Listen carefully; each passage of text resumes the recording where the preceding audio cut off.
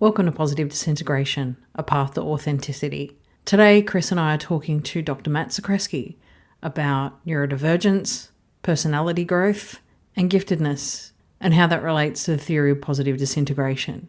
Matt will share his personal stories. We'll talk about overexcitabilities and how they connect to other forms of neurodivergence.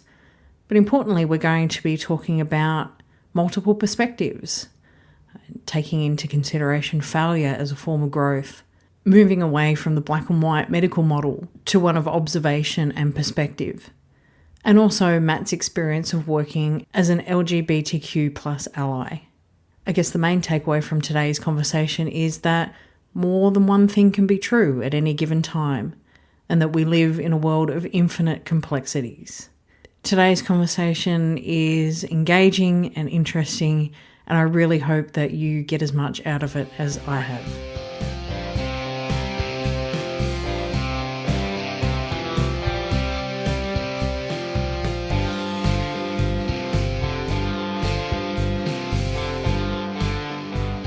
Hello listeners, welcome to Positive Disintegration. I'm Emma Nicholson. I'm Dr. Chris Wells. And Chris, today I'm quite excited because we've got a guest on who's going to talk about, Zakreski's theory, neurodivergence, but they're also quite an exciting person to listen to. That's right. Very nice of you to say. I'm assuming that person gets here later, or is it me? It's you. It's you, Dr. Matt. It's you. So for our listeners, our guest today is Matt Zakreski. And Matthew, or Dr. Matt, is a clinical psychologist who specialises in working with neurodivergent, gifted 2E, ADHD, autism, those sorts of people. And he has presented over 200 times all over the country and the world, so the country being America. He is the co-founder and lead clinician at the Neurodiversity Collective. So welcome to the podcast, formerly Matt. Well, it's a pleasure to be here. And yes, if my very American accent is not very much giving that away, certainly most of my talks have been here in America, but my primary professional goal is to go to Australia and talk there because I lived there for a while in 2004. So if I can ever return back there, that is my life goal. So yes, please do. Yeah. That's what everyone always says. They say, please come. I say, great. Who's going to buy my plane ticket?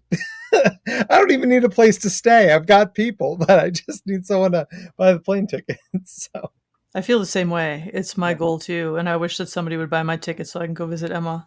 But yeah, thanks so much for joining us, Matt. I have had the pleasure to get to see you speak in person at conferences. And I always look forward to getting to chat with you, even if it's only for a couple of minutes when I see you at NAGC or wherever. Last year I got to see you in Wisconsin, which was nice. I finally decided if I'm going to visit Michael every fall in Wisconsin, I might as well present at their conference too while I was there. So that was my thinking around it. It was such a pleasant surprise, right? I mean, I looked up and I'm like, Chris? I didn't expect to see you in Wisconsin of all places, but I think that's the best thing about our shared community is that everybody is so active that you end up running into there's always a friendly face, right, wherever you go. And I keynoted for Oklahoma last year, and I look up and there's Mark Hess, and I was like, Mark, it was just so pleasant, right? So we've got a good group that we get to share this professional journey with. I feel the same way. It's great. I always kick things off kind of the same way, which is to ask how you first discovered Zakreski's theory. So please. Yeah. So I often say that my work with the gifted community is both personal and professional. I was identified gifted in second grade. I was diagnosed with ADHD in high school. That clarified many things. But my understanding of gifted was almost solely limited to the intellectual side of it. I figured things out faster than most people. I could bullshit my way through many things, right? I was smart, blah, blah, blah, blah, blah, blah, blah. I always did well on standardized tests. But it wasn't until I got to grad school where I really started researching gifted and going deep into it that I mean, you ask my wife, like I would be in our little, we had this 2 bedroom apartment. So we used one as sort of a study and one as our bedroom. And I would come bursting out of the other bedroom, like, babe, you got to read this. And then I'd go back in, then burst out, like, babe, you got to read this. Right. Because it was me. It was me on these pages. And, asynchrony. Holy crap. That was me. Right. And sense of justice. Holy crap. That was me. And then Dabrowski, I mean, I just never really understood that element of it, right? Like these areas of specific sensitivity, right? And thinking about the overexcitabilities. I mean, because like a lot of neurodivergent people, I've got some sensory stuff. But the thing for me that is just such an area of sensory hypersensitivity is the sound that styrofoam makes.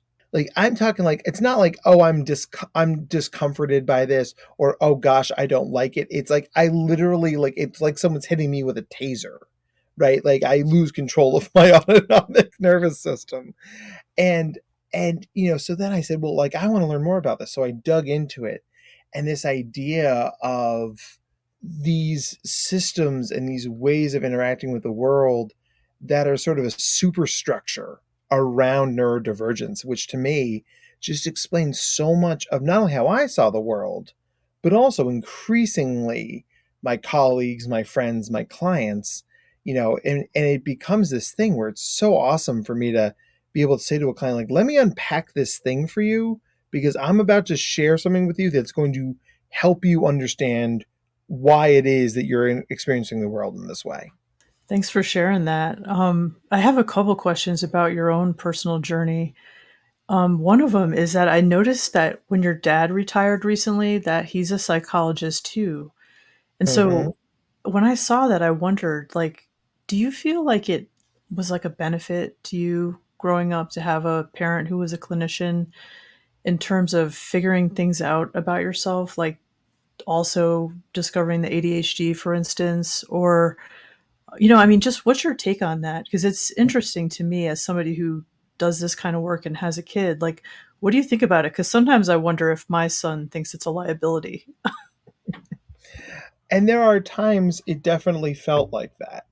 I mean, there are times where I never got grounded as a kid, largely because, like, like many gifted kids, like I was a rule follower, right? In all the important ways, right? I was a rule breaker in other ways, but I never got in trouble. We talked about it. And that is, as an adult, man, is that a positive skill. But as a 16-year-old, you're like, no, either ground me or let me move on with my life. Let's not have a 2-hour conversation about why I'm failing AP Chem, right? Because surprise, surprise, I'm not that good at the STEM stuff, right? My skills are in the humanities. I like to hang out over there. Safe liberal arts education. Woo! Um, so, both of my parents are clinical psychologists. My mom is actually still practicing, and to me, it harkens to a thing I often say in therapy to my clients, which is use your powers for good. I mean, like, listen, you're a smart person, you're a gifted person, you're a twice exceptional person. You have skills that other people cannot even dream of, and it would be very easy to weaponize that stuff, to manipulate things. And I think all of us probably have done that at one point or another, right? I've tap danced my way out of a few things, but largely we use our powers for good, right? And that was the primary message I got. Like, you are intelligent, you're compassionate, you're empathetic, you can see things other people can't see. Use that to lift others up. Don't weaponize it against them. And that's sort of like a bedrock thing for me. There are times where it would be very easy to push some psychological buttons, right? But that's something that, those are lines my parents rarely ever crossed. Certainly not with me and my siblings, but certainly professionally as well. And I honor that, and I try to model that in my own life. Interesting. Wow, I didn't realize that your mom was too, Yeah. also a psychologist. That's wow. Yeah, wow is the right word, Chris. It explains a lot, right? For better or for worse. No, Um, that's cool though. And yeah. your wife is too, right? Mhm. So you guys are like replicating that in your own household. Oh my gosh, my parents met in grad school. My mom's name is Julie. I met my wife in grad school. My wife's name is Julia. I mean, cue the Freud jokes, right? I mean, it's like a little bit too like teed up for you, just, but it's funny, talking about like sort of the beginning of grad school. So the year I started grad school, 2011, it was a very tough year for me. I lost three grandparents in one year, both my grandfathers and my dad's mom. And while I was close to all three of them, and I'm lucky enough that my mom's mom is still with us, but my dad's dad, his name is Chester Zakreski, and he was dean of students at Rider University forever. He knew Don Ambrose very well. I'm sure you know Don. But one of the things that was so funny to me is my grandfather was notorious. He's a very proud Polish American. And he was notorious for anybody could be on the television. He's Polish. I'm like, Grandpa, that is a Caribbean American. I don't think there's any Polish in that gentleman, sir. And he's like, no. The Poles were in the Caribbean. But, so coming across Dabrowski, who is very Polish, right? I'm like, Pop, you would have loved this, right? It was a very cool sort of a generational moment for me because, like my last name is Zakreski, which is an Americanized version of Jaszewski, which was the original name. But there's a strong Polish heritage there. To see somebody, with that heritage contributing so greatly to the thing that matters most to me, I mean, that's just very cool, right? It's, it's sort of it twings some pretty deep emotional chords. Thinking about you also as 2E with ADHD, because so for me, when I discovered overexcitabilities and the gifted literature, and I realized that people were saying that ADHD was something separate from overexcitability. And so I started thinking like, oh, well, maybe that's true. Maybe that all of this is just from my giftedness and I'm not really an ADHDer. And so I went down a serious rabbit hole to figure this out for myself, including studying Polish and translating his early work with Michael to figure it out. But ultimately, I would say that and of course, we talk about this often in the podcast, so our listeners won't be surprised. I mean, yeah, we know that it's not different, that overexcitability is there for ADHD too. It's there for autism. It's there for all of these kinds of neurodivergence. At least that's what I see, and I'm not alone in this. What do you think? Did you go through this too, where you discovered this and had like some doubts about maybe it's really my giftedness, or knowing that it's not some different physiology that's overexcitability compared to like the hyperactivity of ADHD, for instance? I mean, this is a big deal. This is, I would argue, a big part of why people were calling the theory pseudoscience, is because, people were trying to say it was something different. But I just wonder, on your journey, was that something that you saw as like an obstacle to understanding, or did that just intuitively make sense to you that this was the same phenomenon, that people were saying this, but that didn't really resonate with you? I just thought I'd throw it out there. Yeah, I mean, and you're asking the most important question, right? I mean, because those of us who rabbit hole, as we are all guilty of rabbit holing, it's the idea is there an answer? Is there some bottom level at which I can ground myself, right? And I'm a neuroscience guy, right? I'm a brain nerd. I can quote you chapter and verse and brain. I mean, certainly we have colleagues who can do it better, but I'm pretty up there. And I look at the brain stuff and I look at the fMRI studies, and then I read Dabrowski and I think about that. And then I look at the research on ADHD and what we know about it now in 2023, as opposed to 30 years ago when I was a kid growing up in, the New Jersey suburbs. And I think the answer, and while it's a bit of a cop-out, is all of the above, right? Because there are elements that are captured by each individual thing. And I think it really is a marriage. I mean, like, the fundamental question of psychology is nature or nurture. What am I a psychologist because my parents are both psychologists, or am I a psychologist because my parents modeled for me compassion, empathy, and frankly, how to make a good living out of it? And then, and the answer is both, and a million other things. What I always tell my clients is I want you to anchor in the thing that gives you structure, a thing that makes sense. That's something that you can sink your teeth into, right? And I think that allows us a lot more autonomy within the pathway to self-discovery, right? If I say, Chris, you've got ADHD, that's the end of the story. I'm robbing you of the ability to put your own spin on it, to color in those lines to make it more three-dimensional through your own brilliance and your own style of research. I mean, if there are things that illuminate that for you, I want you to be able to have them. Now I'm going to push back on pieces of it that have been sort of disproven, right? But things that are supported by the literature, things that we can meaningfully engage with, I think can and even should be a part of that story. Can I just say, I'm over here cheering with my mute button on. And maybe it's because I don't come from that academic background where, people are being guided by the DSM or whatever it is. But I'm a person, because of my career background, is that every person's perspective or new bit of data that you get adds to the body of knowledge. Mm-hmm. And there's not this is right, this is wrong.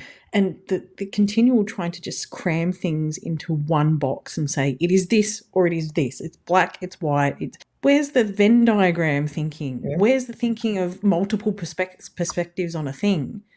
And that has always boggled me about this theory. It's like, why can't, you're like the little girl in the taco ad going, why not both? Like, Yep. why can't we have more than one thing? Why can't we have multiple perspectives on things that maybe overlap and shine different lights? And as you said, whatever works for people and gives them meaning. So I'm really glad that you said that, because I'm a person who thinks in analogies. Yeah. And for me, it's all about how one thing connects to another thing. And so that continual, it's either ADHD or it's overexcitability or it's something else, like that just boggles my mind. Well, and I appreciate you sharing that, right? Because not only are we having the honor of hearing from the voice behind the curtain, right? I mean, this is like in America's Got Talent, and I'm sure there's an Australian version of this, right? Where like Terry Crews comes out from the United States, like, no, no, no, no, this was really great. I'm going to hit the golden buzzer, right? Like, we did so good. Emma had to say something. But I mean, that's exactly it, right? Like, I can't disentangle the pieces of where you grew up and how you were raised, knowing very little about you, to your journey of neurodivergence, any more so than I can disentangle being a white cisgender heterosexual male who grew up in the New Jersey suburbs, right? There is something about it that is inherent and also not the whole story, right? And I think that, as everybody builds their castles and draws their lines in the sand, I've always been more along the lines of what can I gain and gather from others, right? My favorite part of going to a conference is talking to people who do things in ways that I don't do them and see the world in ways I don't see the world, especially speaking to teachers, right? As I often joke, like, I'm not a teacher. You put me in a fourth grade classroom, I would run screaming out of there. I'm like, that's not my thing. So when I go to a session with a really good teacher, and we're blessed to know a lot of them, I just I walk out of there with a notebook full of ideas, right? In a way that, enhances not only my interventions with my child clients, but also enhances my ability to talk to teachers and say, listen, you have an impossible job. My job is to try and make your impossible job a little bit less impossible, based on good pedagogy, good praxis, good data, good science, right? No one here is against each other, right? We all have to be on the same team. I think a lot of times we let some pretty, I don't have a better word than silly, right? Some silly stuff get in the way. And, if there's anything that bums me out, it's that. I hear you. I mean, I really do my best to stay out of like personality conflicts and issues and do what you said, like just to try to take the best out of every situation and to hear people out, even when they don't agree with me. And you're so right too, by the way. I just want to validate that I feel the same way when I'm presenting, and I'm always like, I'm not a teacher. I don't think I could be a teacher. Yeah. It would kill me. But Yeah. I so appreciate getting to learn from good teachers, great teachers, and to hear what they have to say. I mean, it's been so interesting to become a part of a field that I never expected to or planned to, because I didn't go into education. So even though I studied psychology and like education in psychology, but I didn't expect gifted ed. Like that just wasn't where I thought I would end up. But I mean, here we are. And well, so let's talk about Dabrowski's theory in the Yeah. gifted. Tell us about your work and how the theory informs your practice, if you don't mind. Yeah.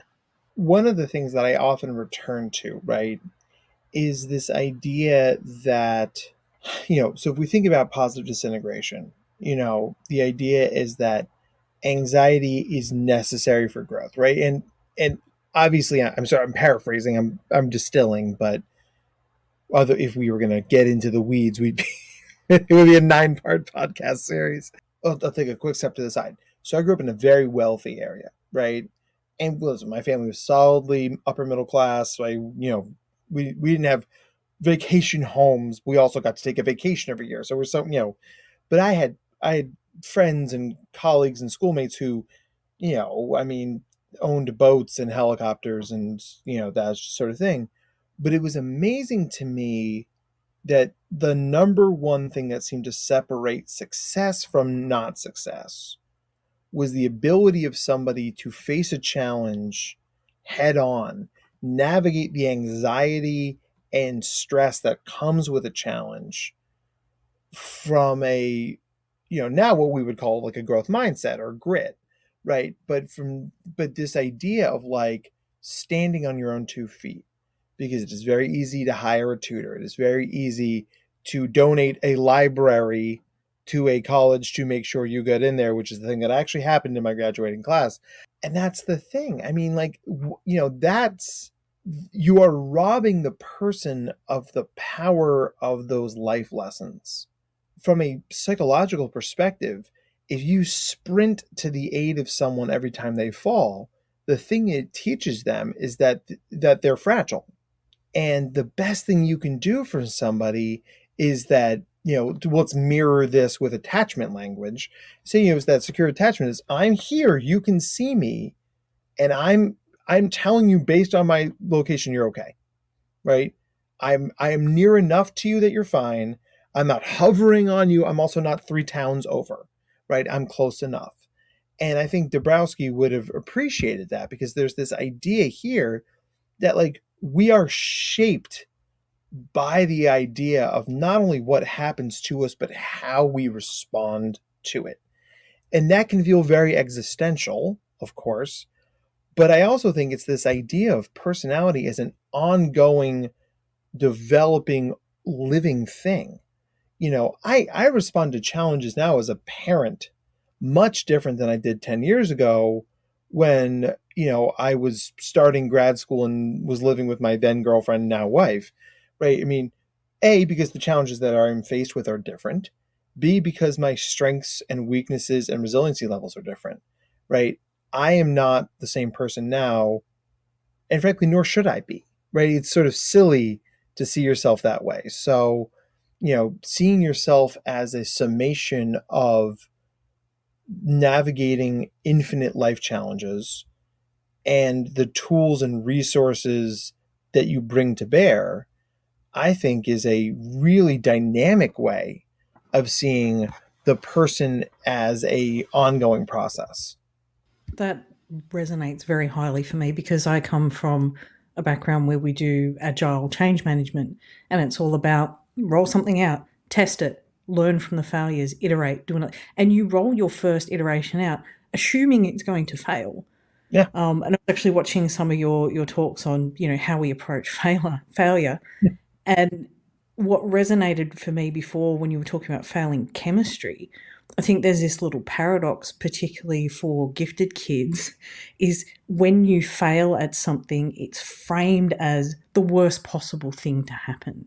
So Yeah. you don't learn that resilience, because I had a similar experience in high school where I was failing math because my teacher seemed to speak an entirely different language than I did, and I just couldn't learn from her in the way that she was teaching. But I always got that, why are you failing? And my dad, if I took a test to him and it was 96%, what happened to the other 4%? Yes. Failure, if you fail your high school certificate, that's it, you failed your life. There's no other options, where plenty of people kind of work through extra education and get there. And the way that perfectionism sits sometimes on people frames their view of failure as this horrific thing that you can't recover from. And for me, that was one of the brilliant things in the theory, was that no, your entire personality is a cycle of carrots and sticks, and big emotions that are hard to deal with, that they may be uncomfortable, but they're going to teach you, and you can learn from that. And everything that goes wrong in your life can be a lesson to help you in that continuous improvement cycle. And the only tweak I would make there, right? Because you can hear that gifted kid language, right? Continuous improvement. I like the idea of continuous development, right? Because improvement has a directionality to it. I was complaining about this to my wife the other day. Like, I was like, I feel like I'm much less resilient now than I was earlier in my life. She's like, well, we haven't slept in 6 years. Like, our children never stop, and she's like, this isn't criticism. It's reality. Like, you are in some ways less resilient because you wake up with less in the tank. But in some ways, you're so much more resilient. I always try and tell my clients, right? It's not about, we always want to seek to improve. That is a good thing. It's a life goal, right? But seeing improvement not as a destination, but as a journey, right? As a path towards development. Like, I'm never going to be a perfect father. Like, I'm never going to be a perfect therapist. Like, I'm never going to be a perfect partner or friend or da da da da da da da da da, right? But I can always take the information I have at my disposal and use it to assess, reevaluate, develop, respond in an informed way, right? And I think that's really where I've seen my most growth, is not saying like, well, this is the right way, I must find a way to do it, but it's what tools, what is this situation telling me, and what is this situation trying to teach me? Because the more I can stay in that space, I find the more grounded and flexible I am and become at the same time. I love what your wife said about the fact that you haven't slept for 6 years. I mean, that is so true. When you have young kids, Right. it's a whole different experience of life. I had a really hard time adapting to that personally. Yeah. I'm grateful that my kid is 17 now and sleeps more than I do. So, I Oh, mean, things get better. someday, someday it's going to happen, and it's really, I mean, there's this idea, right, about, layering these ideas of positive disintegration into parenting, right? Which is, once again, a whole other separate podcast. But like, the idea is that, like, people are like, enjoy this time, it doesn't last forever, there's such little blessings. Yes, all those things are true. And there are also times where I would pay someone $100,000 to go to a restaurant and have a cheeseburger for an hour by myself, and no one is screaming at me or asking me for anything, and I don't have to watch Paw Patrol anymore. I mean, like, and that's the thing. Both of those things can be true. We don't have to live in a world of black and white. We can live in a world of unique and infinite complexities. And I think the more we as people not only respond to that, but like embrace that, I mean, goodness me, like, that is just, whatever path towards improvement exists, I think it goes through there. I agree. I think that kind of like dialectical thinking and holding up these, these differing points of view that yet are both true is so important. And when I talk about the theory, I find myself often wanting to do it in different ways than it has been so far. Like, for Yeah. instance, I'll give you an example. I mean, we rarely on this podcast talk about the levels in the way that Right. people always have with this theory, where they're like, well, there's these 5 levels, and they talk about it as if it's some kind of progression. And I never do that because I don't think it makes sense to think of development as linear or like you're leveling up. I mean, it just shouldn't be seen that way, in my opinion. I Yeah. think that they're better seen as different types of development that people experience, and that there's huge overlap between them, and that there's different ways to talk about it. And so I do feel like there's so much value in stretching ourselves and not like getting black and white or letting ourselves be like boxed in these ways. And so, it's been a lot of fun to have the podcast and to talk with people like you and our other guests, and just to hear from all of these different perspectives, that especially though when people use the theory in their work.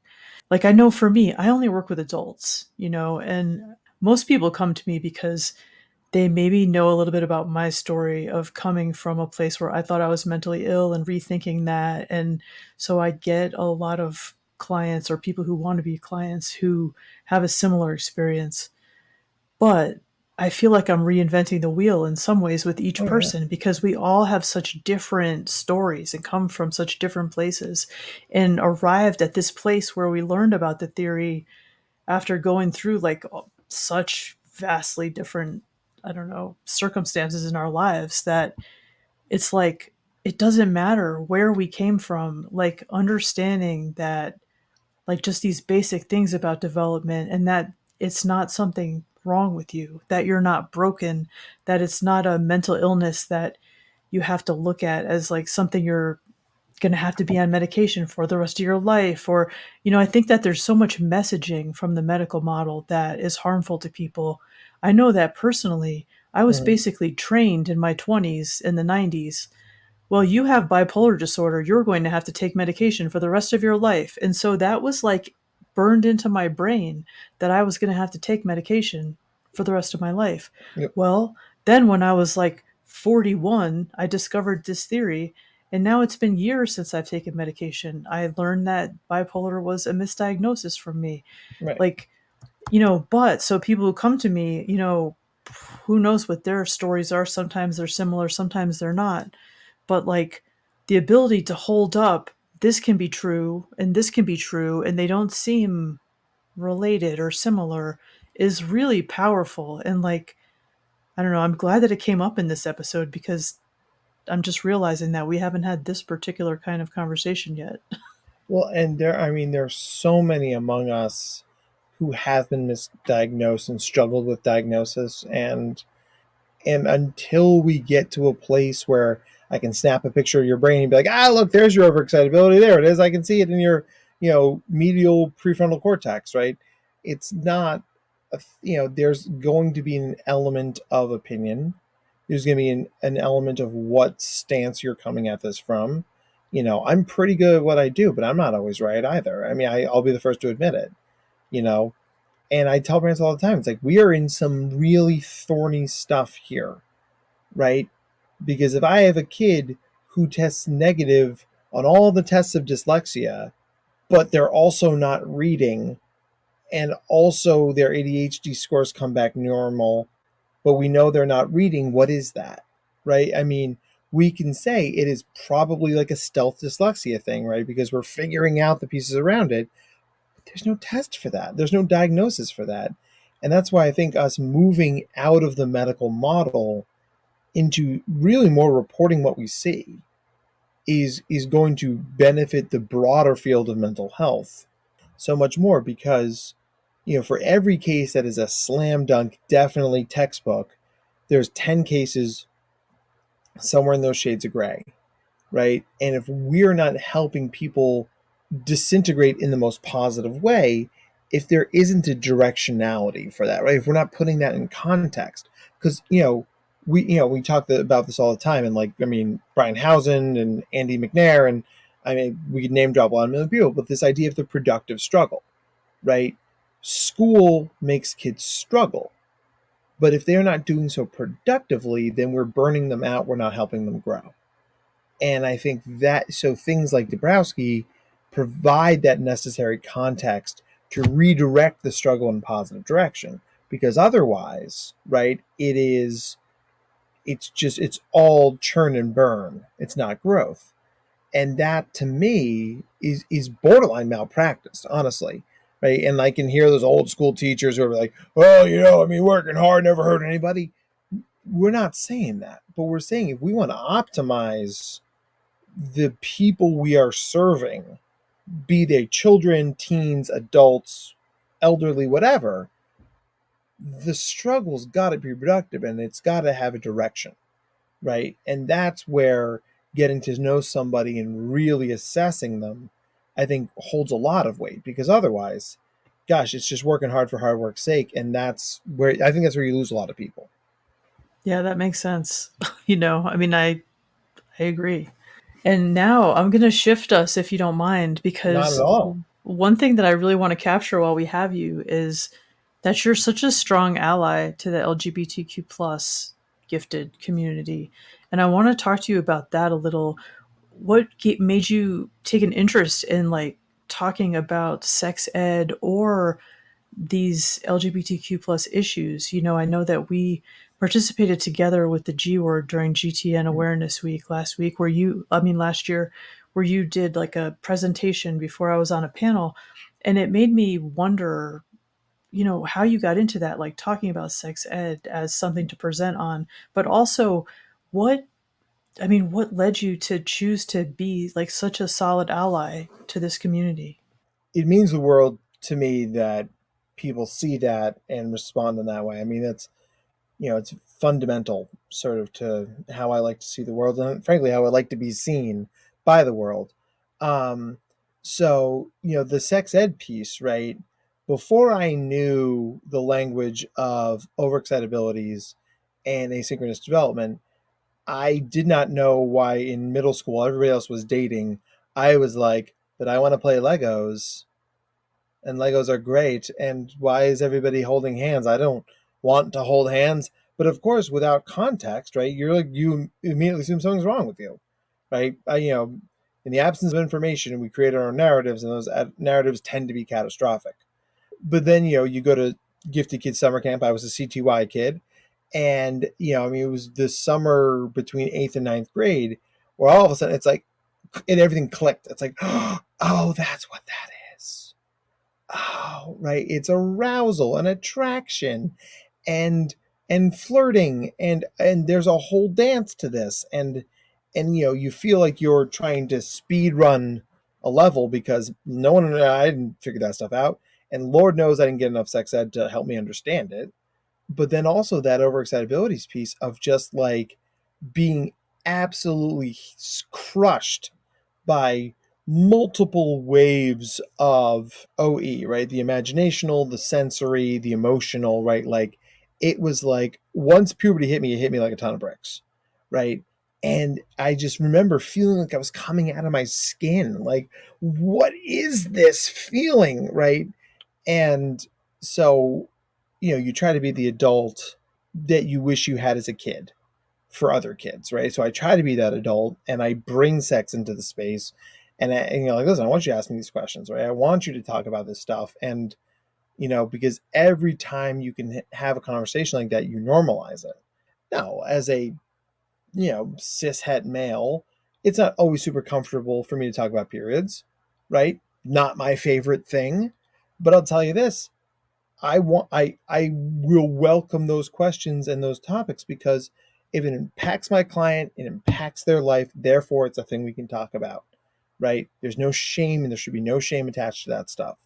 That body awareness stuff then goes directly, I think, into sex and sexuality and who you want to be with, take your clothes off with, all that fun stuff.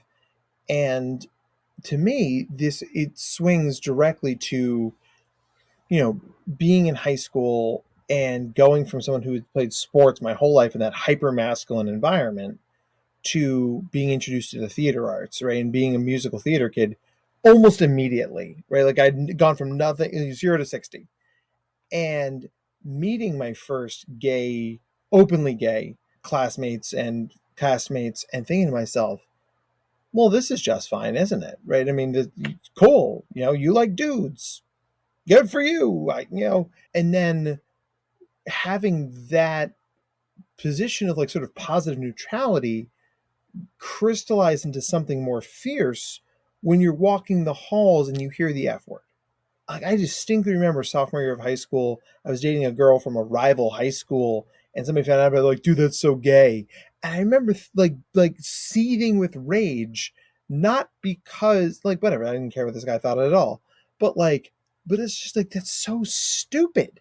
Like if nothing else, use the proper word. I feel like Mike Wazowski in Monsters Inc. Like, first off, it's cretin, not cretin. If you're gonna threaten me properly, right? How are we allowing this language to just be out there? So I started pushing back on stuff like that. And, the more time I spent in the theater, the more time I spent around the LGBTQ plus community. And the more time I, got to be around those kids and be around those other professionals and be somebody who people come out to and share things with. And I mean, of all the responsibilities that hang heavy on my head in my job, that's near the top of them, because it's like that is an honor and a privilege that I take very seriously. And Chris, you've heard me say this before, but if anyone hasn't, like, no one is more privileged than me, right? I'm a straight, cisgender, heterosexual white male with a doctorate. I mean, for good, and I have no visible deformities. I'm crushing it, right? I'm the king of Privilege Mountain, and I think if you've got that, it is inherent on you to build a bigger table, not a higher fence. I strive to gatekeep nothing, right? And I don't always succeed in that. I'm human, but like when I can go and speak to a room of educators and say, like, listen, I am not of this community. I am a proud ally to this community, but here's what I know and here's what I have seen and here's how it impacts you. I hope that the uniqueness of that stance gives me a way to impact the community in a positive way, right? And and that's feedback I've gotten from some of our colleagues, which is great. It's an honor to hear that stuff. But I mean, like, fundamentally, Chris, to answer your question with a very simple phrase, why am I an ally? Because it's the right goddamn thing to do, right? So we can dress it up in all the fancy language we want, but at the end of the day, it's the right goddamn thing to do. Well, it's appreciated. And thank you for all of that. I mean, I'm glad that I asked because it's interesting to hear. I mean, I think that I don't know how many other people are like me where, they get exposed to somebody in their work. And for me, I always wonder, like, what's underneath that? Why do you do this? I need to know more. And so I appreciate it. And I do think it's the right thing to do. For me, this connects back to perspectives again, because firstly, you're modeling wanting to understand things from other people's perspectives who are not like you. But it also shows that from your King of Privilege Mountain perspective, you can be an ally and you model that behavior for other people who are up there on the top of the mountain with you. As you said, this is the right thing to do. So you can have a perspective on people who are not like you.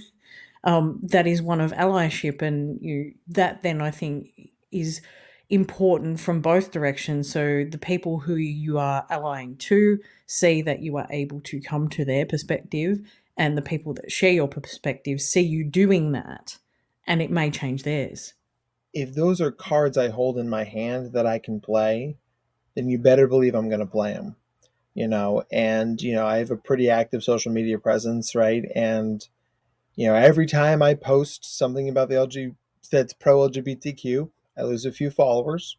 But good riddance to bad rubbish, man. Like, I'm not, what Emily King, who is just a wonderful and terrific human being in North Carolina. She's like, bless and block. And I'm like, that's exactly it. Like, go with God, my child. Also, you can't follow my page anymore.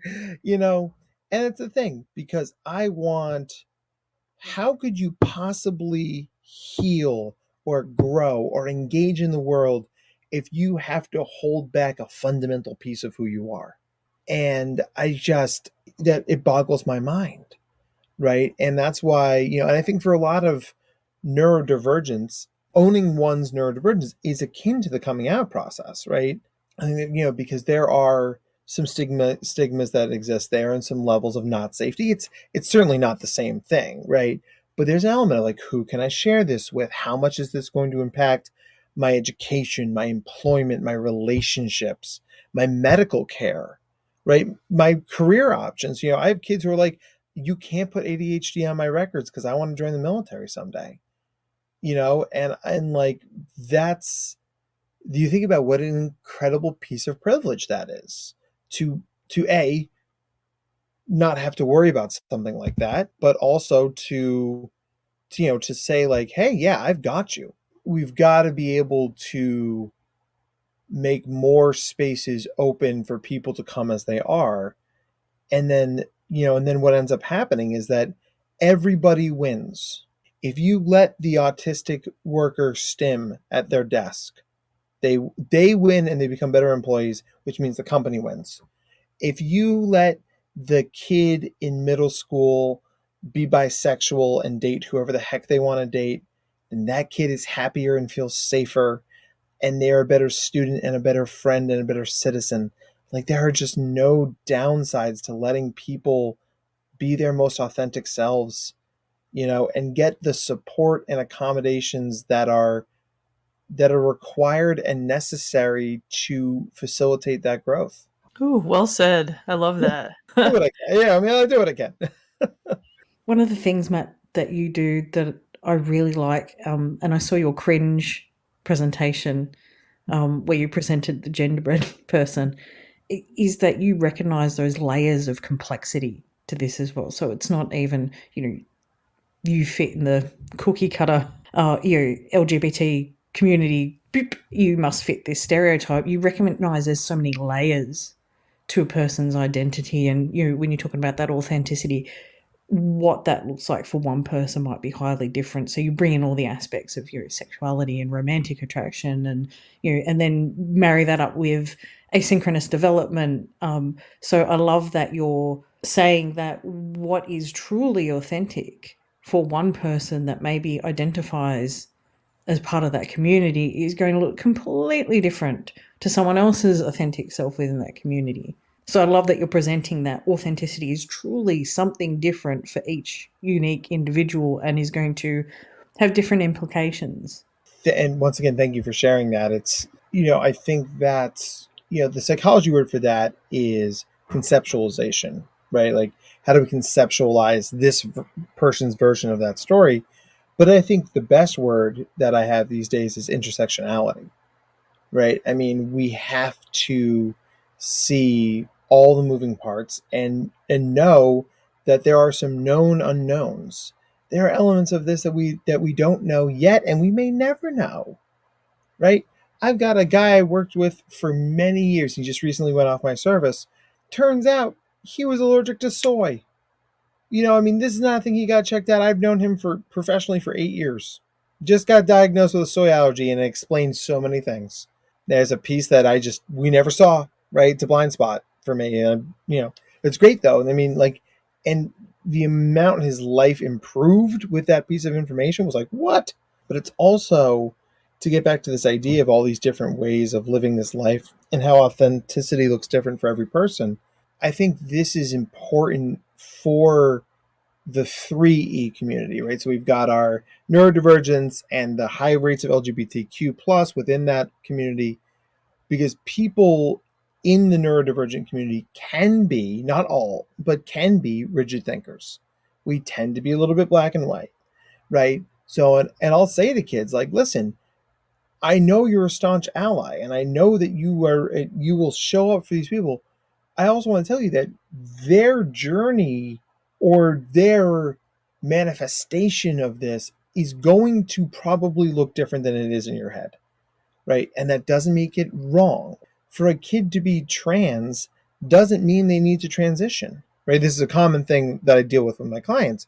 You're that by saying that you are, and whatever that looks like for you will evolve and change. but like some very helpful other neurodivergent kids are like, no. You got to transition. You got to have a new name. We'll get you new clothes. These things are really important because that's what being trans is. And it's like, well, but it isn't. You're not wrong in the sense of that's what some people's journeys look like, right? But you don't have to take meds to have ADHD. You don't have to struggle to make eye contact to be autistic. I have dyslexic kids I work with who can read comic books just fine. It's the dense text in textbooks and novels that they struggle with, right? And it's like, so you would always, all three of those examples fly in the face of what we commonly assume around these populations, which is why the nuance and individuality of it is got to be what drives the bus. And then that's why we need allies like all the three of us and the wonderful people who listen to this podcast to show up and say, here's what we know, here's what you think you know, and here's what you need to know. Because the way that last piece comes in, that's what colors in the line, that's what makes it real. And then the best interventions and support flow from being real or being authentic. That was something that took a while for me to understand, I think, with overexcitabilities. Yeah. Because I suppose my exposure to the LGBT community was probably more long lasting through my life. But when I came to overexcitabilities and understanding that about myself, it wasn't until I started interacting with other people in our group on Facebook and online that it really sunk into me that everybody's experience of overexcitability is going to be completely different. There's 5 areas, whether or not you have all 5, how deeply you have them, and then how that manifests in your daily experience is going to look completely different for everybody. So just because one person says, oh, I'm also overexcitable, doesn't mean that you know what their experience is going to look like. I mean, the initial reaction is, oh, I found a kindred spirit, but it's not kind of always the case because what they're going through might look different. Like even if you look at sensory overexcitability, maybe what occurs in their life is completely different to what occurs in your life. So yeah, you're completely right that I mean, I think part of what wants us to put things in those boxes is because we want to find same as me. We want to Yep. make that connection, but we can still make that connection without assuming that someone's experience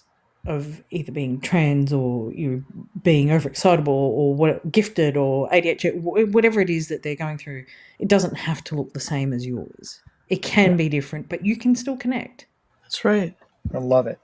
I mean, and connection is such an interesting thing for this community because we crave authenticity and we crave deepness and realness, right? Because gosh, right, like I've got my phone right here. I can got probably like 19 social media notifications and tweets and messages and all that stuff. And like it scratches an itch, but part of the reason I love conferences so much is it feels like gifted camp, right? I mean, it's that, you have a 15-minute conversation with somebody in line to get coffee.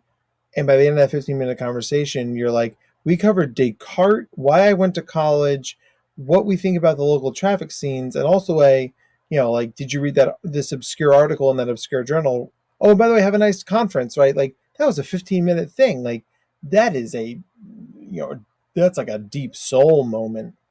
And I think that when you have those opportunities to connect with people, we teach by doing, we teach by saying, and we teach by being, right? And I think that, very few people want to be lectured at. But, if you can share a moment of professional bonding, and it's like, yeah, Dabrowski informs that for me. Somebody might say back to you, like, oh, I've never really gotten into that. That's fine. I don't need you to be on board with that, right? I mean, I don't want you to blow me out of the water for thinking about it any more than I'll laugh you throw my hot cup of coffee in your face for disagreeing with me. Because the aim of any discussion should be progress, not victory, right? I don't want to win. Right? I'm not here to win. I want us all to evolve and develop, right? And there are times that Dabrowski is the right way to think about it, in my perspective. And there are times where I thought Dabrowski, and turns out I wasn't right. And you know what? There are people who are a little bit more orthodox than me who would say, no, there's a Dabrowski way to think about it. Cool. Right? I will cede to your expertise. There are also times where I'm like, well, yeah, but I'm still going to go this direction.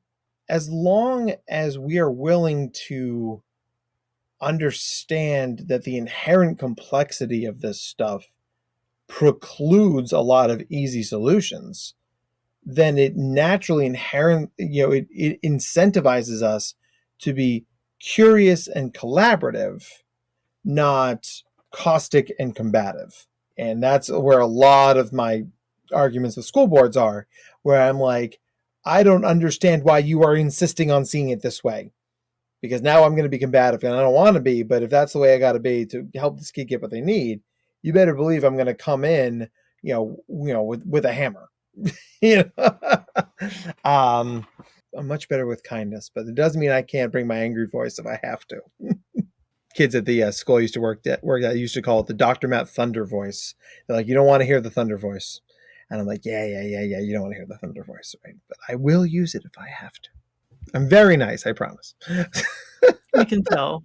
Well, thank you so much, Matt. I just want to say that, we had to put this recording off for like 5 months because I couldn't deal with it when we were originally scheduled.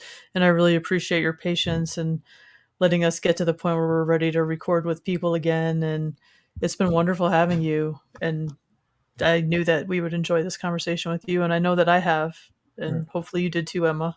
Well, and hopefully you did too, Matt. Absolutely. Oh, I definitely did. I mean, and you're worth waiting for. Well, we appreciate it. I mean, I didn't think that things were all going to fall apart in the spring, but they kind of did. So they're better now. And you and I both know that happens sometimes, right? I mean, it's, nobody wakes up in the morning and says, boy, I sure hope that that this thing falls apart today and makes my life harder. So, I'm glad things are better now, and this was awesome. I really enjoyed it. And, if you guys would like to have me back, I'd love to come back sometime. I'm sure that we will invite you back sometime. We absolutely will. That was fantastic. I really enjoyed it. So thank you very much, Matt. Really appreciate it. Thank you, Chris. And thank you to our listeners. We always appreciate you joining us too. Yes. Thank you. Thank you, podcast world. Hope you enjoyed. And hopefully we'll see you again soon. Continue your path to authenticity through the links in the show notes. Subscribe to our Substack newsletter for stacks of cool things delivered straight to your inbox. Explore the Dabrowski Centre, email us, or join us on social media. And don't forget to show your love by liking, subscribing, grabbing some positive disintegration merch, or leaving us a rating or review on your podcast platform.